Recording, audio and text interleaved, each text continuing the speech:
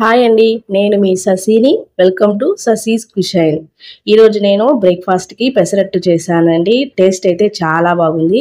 ఈ పెసరట్టు చేయడం కోసం ముందుగా బౌల్లో 1 గ్లాస్ వరకు పెసలు తీసుకోవాలి.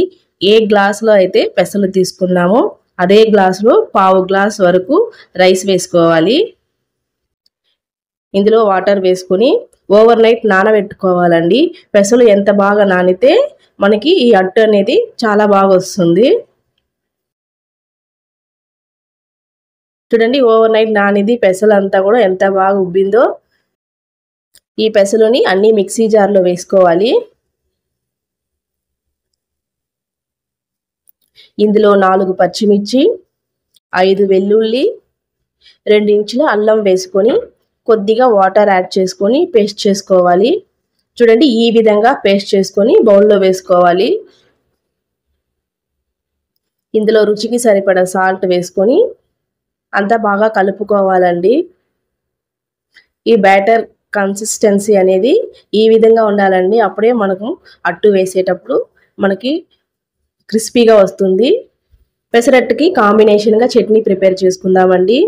1/2 కప్ పచ్చి కొబ్బరి, 4 పచ్చిమిర్చి, 2 ఇంచుల అల్లం, 4 వెల్లుల్లి, కొద్దిగా పుదీనా, కొద్దిగా చింతపండు, రుచికి సరిపడా సాల్ట్ వేసుకొని వాటర్ యాడ్ చేసుకొని మిక్సీ పట్టుకోవాలి. ఈ చట్నీ అంతా ఒక బౌల్లో వేసుకొని దీనికి పోపు వేసుకోవాలండి. అంతా ఒకసారి కలిపి పక్కన పెట్టుకోవాలి.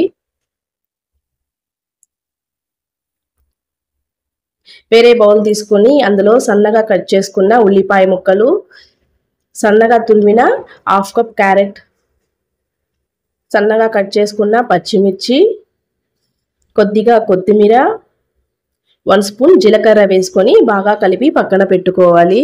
ఇది మనం అట్టు వేసేటప్పుడు పైన వేసుకుంటే టేస్టీగా బాగుంటుందండి, హెల్దీగాను ఉంటుంది.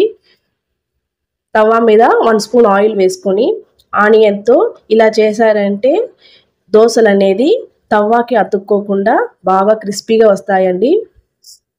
తవా పైన 2 గరిట్ల పిండి వేసుకొని ఈ విధంగా పలుచగా స్ప్రెడ్ చేసుకోండి. దోశ వేసేటప్పుడు ఫ్లేమ్ని లోలో పెట్టుకోండి. దోశ వేశాక ఫ్లేమ్ని మీడియంలో పెట్టుకొని ఉడికించుకోవాలి.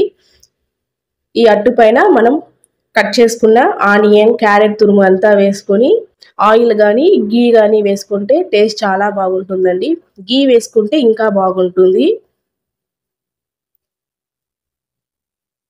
అంతా బాగా కాలిన తర్వాత ఈ విధంగా ఫోల్డ్ చేసుకొని తీసుకుంటే మనకి క్రిస్పీగా బాగుంటుందండి ఈ అట్టు. ఇలా చేసుకొని తిన్నారనుకోండి టేస్ట్ అయితే అదిరిపోతుందండి. రెస్టారెంట్ స్టైల్లో ఈ పెసరట్టు ఇలా చేసుకొని తింటే చాలా బాగుంటుంది. మీరు కూడా ఒక్కసారి ఇలా ట్రై చేసి ఎలా ఉందో నాకు కామెంట్ చేయండి. ఈ వీడియో నచ్చినట్లయితే లైక్ చేసి ఫ్రెండ్స్ అండ్ ఫ్యామిలీకి షేర్ చేయండి. మరిన్ని వీడియోస్ కోసం శశీస్ కుషైన్ని సబ్స్క్రైబ్ చేసుకోండి. Thank you.